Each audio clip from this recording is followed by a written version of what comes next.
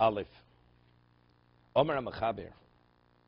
He said he's going to explain 10 aspects which relate to Yichud Hashem. Omer HaMachaber begedi Yichud Halukim b'leiv sholemu. It's with a full heart. She'alev aloshen shovim b'yichud habori yisborach. You know, people, they speak very religiously, very devoutly. But what you say and you feel, are they one and the same? That means the expression should be on the same level as you're feeling and as you believe. He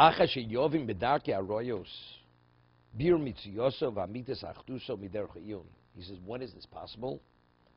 That when you understand, based on various proofs, that you verified his essence and the truthfulness of his unity as a result of analysis and delving into it. Because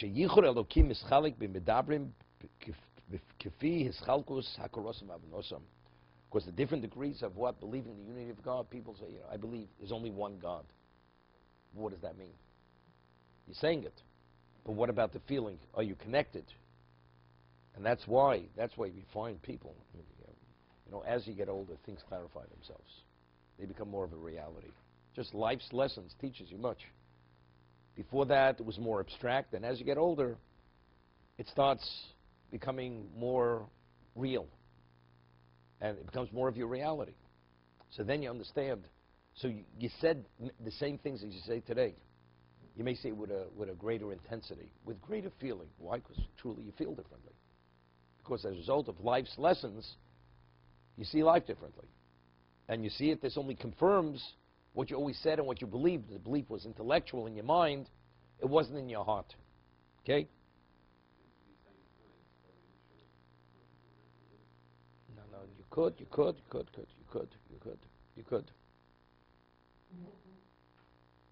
can have all the proofs in the world. But that's only if you want the proof to prove what you want to believe. People they could read the proofs and yet they don't believe. But it's proof. Uncontestable proofs. You can't refute these proofs, so why don't you believe? Well, that's the way it is. Right? It's again, from the intellect, Rabbi Shosalanto, he said, the furthest distance in existence is from the brain to the heart. Okay? Somehow to connect the two of them, to synthesize them, it's the most difficult thing in life. We believe and we understand, but to feel it, it's another level.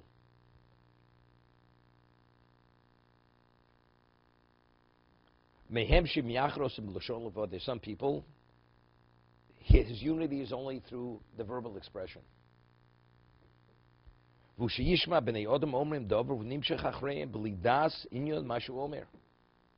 Civilized people, one time, today doesn't apply any longer. 30 years ago, if you're part of civilized society, you believed in God. You believe in God, of course. I would not think not to believe in God. But what does it mean? Because everybody believes in God, he believes in God. But what does it mean? Well, there's a God. So you're only mimicking, it's like a social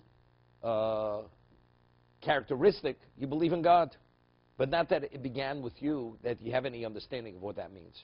It's purely for conversation's sake, for argument's sake. But it's interesting, in the time when people lived through the Depression, lived through hard times, even young people, to them there was no question that there was a God.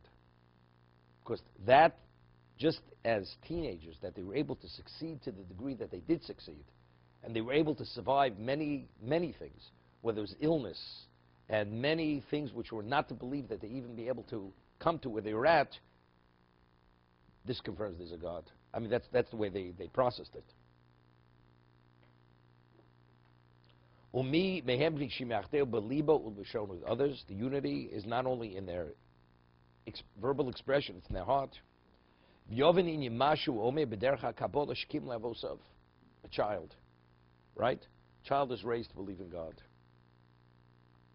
Many years ago I used to say, you ask a child, do you believe in God? Yes. Why? Because my father taught me so. And I believe everything my father teaches me. So the child truly believes. It's not as he believes it, whatever his father teaches him is correct and true, he believes it. But the belief is only because, as he says, it's kibel me'avosav. No, it's not external. He doesn't understand why it's true. He doesn't understand differently. At this point, he doesn't understand differently. But now, the road is a rocky road. When he has many curveballs, what he believed to be true, because why he doesn't understand to believe differently, what about if there were other issues which caused him to question? Because it was never internalized based on proof.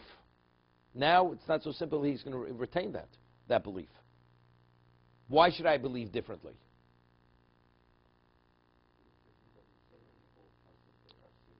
Yeah, there's Masorah, because you need Masorah. With all the proofs, you still need Masorah. You still need Masorah. Because without that, you'd say, therefore what? No proof is absolute. No proof is absolute. So you always need the Masorah to interplay to bring it to that absolute level.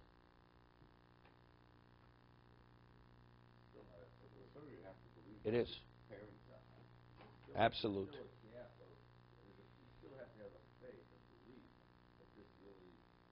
There's Masorah. If you accept that is what Masorah is, that's absolute.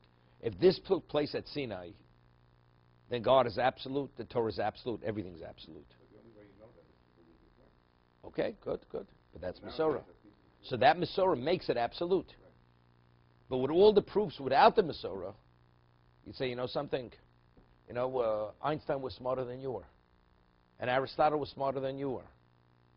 And then all of us combined. He didn't believe. So, well, you have a proof. Evidently, he considered those proofs and rejected them. Therefore what? Okay? We have Masorah. Something happened. This only comes to reinforce what our Masorah is. There's still that little piece that you need to, if it was total proof, then you have no idea. No, not a proof. Not proof. No proof. There's no. Every proof is not absolute. You put your hand in the fire, you burn your hand. That's fact. Right. Nobody's put his hand in the fire. Right? There's no proof in belief that that's so absolute. There's no such thing. Right? Unless God communicates with you directly, you don't know that there's a God. Right? But we have a Masorah. At Sinai, every Jew prophesied. So to them, God was absolute. The Masorah was passed down. Okay? Say, well, maybe they were hyperventilating. Maybe they had some kind of whatever over there. Who knows? Maybe it wasn't prophecy. A prophet knows what prophecy is, what not prophecy is. And that's the Masorah. Everyone was a prophet. God spoke to them face to face, and therefore that's the Masorah. You accept the Masorah. Now we talk about proving, reinforcing that Masorah. So I'm not beginning with that. You understand? I'm not beginning with my proof. The proof is only securing my Masorah. Because Masorah alone is not sufficient, necessarily, told you. It has to be a reality. So you need the proof to make it into a reality. But why is it a reality? It's only in conjunction with the Masorah. That's when it becomes a reality. I once had the conversation with a certain person who's a professed atheist, which many people here know who he is. And he says to me, if I'd be able to prove to you there's no God, and I'll ask you certain questions, and you won't be able to respond, will you accept my position that there's no God? That's the question he asked me. So I said to him, I'll tell you the difference between you and me. He says, the basis for my proof is not my intellect. It's not based on proofs. It's based on my tradition. That's why I believe in God. And whatever I believe as a Jew, it's based on my tradition. The proofs I bring is only to reinforce and to skew what my tradition is. With you, it begins with your intellect. So if you have difficulty intellectually reconcile things, then you reject it. That's the difference between the two of us. To be continued. He says, I hear what you're saying.